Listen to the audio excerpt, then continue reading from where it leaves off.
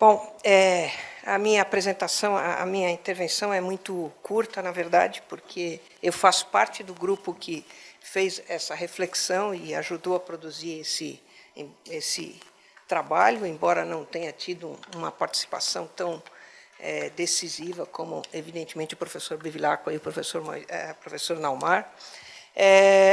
Eu gostaria de trazer aqui 3 pontos para discutir. O primeiro ponto é o ponto da internacionalização. Internacionalização ela é central na universidade. Ela nunca deixou de ser central. Ela é constitutiva da qualidade da universidade. E a internacionalização é muito mais do que simplesmente trazer e mandar alunos para fora, para dentro e para fora. Recentemente, isso se tornou um elemento muito importante do processo de internacionalização, mas o ponto central da internacionalização é a mescla da universidade com as redes globais de produção de conhecimento e de circulação de conhecimento. Esse, professor, é o elemento central que traz qualidade para a universidade. Já nos anos 70 do século passado, a professora Crane, quando fez um livro chamado The Invisible Colleges, ela mostrava que, independentemente da área do conhecimento, quando uma rede de professores, de pesquisadores, se isola, ela se torna autorreferenciada e se torna improdutiva, porque a produção de conhecimento em redes fechadas ela é viciada. Você constantemente retoma temas antigos sem avançar e sem produzir coisa nova. Esse é o elemento central da... A internacionalização está ocorrendo? Exato, exato. Qual é a novidade? Não, então, a internacionalização está ocorrendo e ela é central. Não há muito o que se discutir sobre isso. Tá certo? Eu só gostaria de lembrar que esse é um ponto central. Quer dizer, portanto, sempre que a gente fala não deveria ter internacionalização, não, a gente tem que fazer a internacionalização só com esse ou aquele, a gente perde, a universidade perde. Segundo ponto que eu gostaria de chamar a atenção é que nós falamos muito das universidades, nós falamos muito de nós mesmos, mas a autonomia universitária ela se realiza quando a universidade, por incrível que pareça, cede uma parte desta autonomia para aceitar uma cogovernança de fora.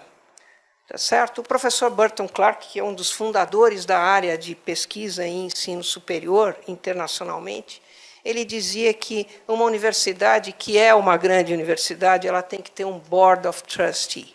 E o Board of Trustees é a representação dos stakeholders externos da universidade. E essa representação ela não pode ser só consultiva, ela tem que ter uma capacidade de intervenção nos rumos da universidade. Porque, senão, a universidade ela vira, a lógica corporativa da universidade se torna dominante.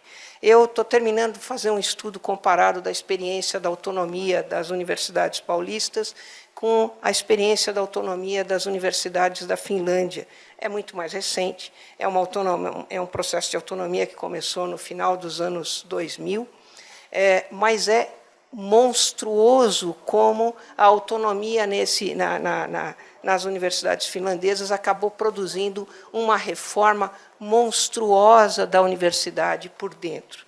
Em grande parte, por quê? Porque essa reforma foi impulsionada de fora para dentro da universidade. A Universidade de São Paulo não vive só num mundo de universidades, ela vive num mundo de ensino superior. E nós não conhecemos, por exemplo, o que acontece dentro do Instituto Paula Souza. Nós não temos ideia do que está acontecendo de reforma da educação superior produzida pelo Instituto Paula Souza. Nós precisamos flexibilizar, sim, a graduação, mas a gente não pode perder de vista que flexibilizar a graduação significa também flexibilizar a pós-graduação. Porque, em algum momento, o nosso aluno vai ter que ter uma formação especializada. E se a gente flexibiliza a graduação, a gente precisa flexibilizar a pós-graduação. Tá certo? O grande exemplo que todos nós tomamos como referência de flexibilização, que é a experiência das universidades europeias, é uma experiência de também reforma da pós-graduação, né? É possível e seria extremamente interessante nós termos uma graduação mais curta, mas seria necessário também a gente ter uma pós-graduação mais diversificada, em alguns casos mais voltada para uma formação propriamente profissional. Tá certo? Seria muito, muito útil para os nossos alunos que eles pudessem ter uma formação, como, por exemplo, a experiência da Universidade Federal do ABC e do sul da Bahia, mais genérica na graduação, e uma formação posterior mais especializada. Seria muito interessante que um aluno pudesse entrar na universidade e aí depois descobrir que, por exemplo, ele ou ela gostaria de fazer um curso, depois de 2 ou 3 anos, se especializar em psicologia. E aí sim ter uma formação mais específica em psicologia, ao invés da gente pegar uma menina de 17 anos de idade e falar para ela, agora você vai escolher a sua profissão, que vai ser a sua profissão daqui para o resto da sua vida. Tá certo? Quer dizer,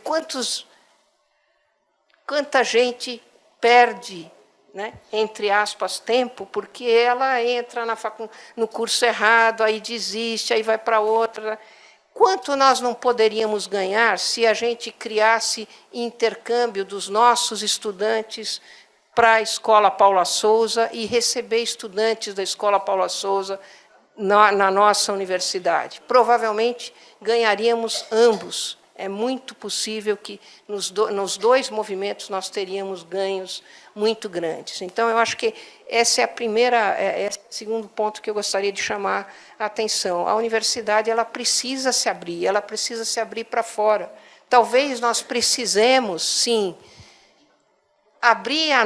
limitar a nossa autonomia e aceitar que a universidade, por ela ser uma universidade pública, sustentada com dinheiro do contribuinte, ela talvez precise ouvir e aceitar algum tipo de orientação mais genérica, evidentemente que não é uma orientação que vai dizer qual é o curso, como é que ele vai ser dado e assim por diante, mas alguns grandes guidelines vindos de uma representação de stakeholders externos da universidade, que, afinal de contas, fazem parte. A universidade não é só a comunidade dos estudantes, professores e alunos, mas falta um elemento central nessa nossa concepção de universidade, que é o contribuinte que sustenta a universidade. Ele tem que ser ouvido, e ele precisa ser ouvido de uma forma qualificada. E a última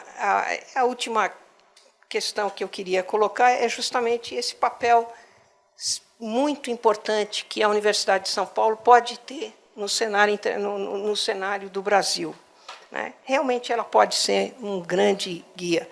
Agora, bom, enfim, eu não sou um especialista em biologia, mas eu gosto muito de ler sobre biologia. E uma vez eu li um artigo de um professor que falava assim, olha, na evolução das espécies, quando você tem algum colapso, são os grupos periféricos que assumem... Aliás, era um professor de arqueologia, e ele mostrava como, na sucessão das diferentes sociedades humanas, quando uma civilização entra em colapso, ela entra em colapso, mas são os grupos periféricos que viviam em situações mais desafiadoras do ponto de vista do meio ambiente, que substituem esse grupo, essa civilização que entrou em colapso. Então, eu receio que, se nós não conseguirmos mudar a Universidade de São Paulo, se nós não conseguirmos mudar a universidade pública brasileira, isso é mais grave ainda, mais cedo ou mais tarde a gente entra em colapso. Mas eu não acho que o ensino superior brasileiro vai desaparecer, ele vai ser substituído por outra coisa. Tá certo? Eu não sei se a gente vai gostar dessa outra coisa, isso é um outro problema. Mas que ele vai ser substituído, vai. Então, se nós não conseguirmos encontrar respostas para demandas muito fortes que a sociedade coloca para nós, e eu acho que ela tem, sim, a sociedade tem expectativas sobre as universidades públicas. E se nós não conseguirmos responder, mais cedo ou mais tarde alguém vai falar assim, bom, sinto muito, tem outra coisa que responde melhor do que vocês. E vocês estão consumindo recurso demais para o que vocês estão entregando. Eu acho que isso é um problema que a gente precisa enfrentar. E pronto. Como fazer uma...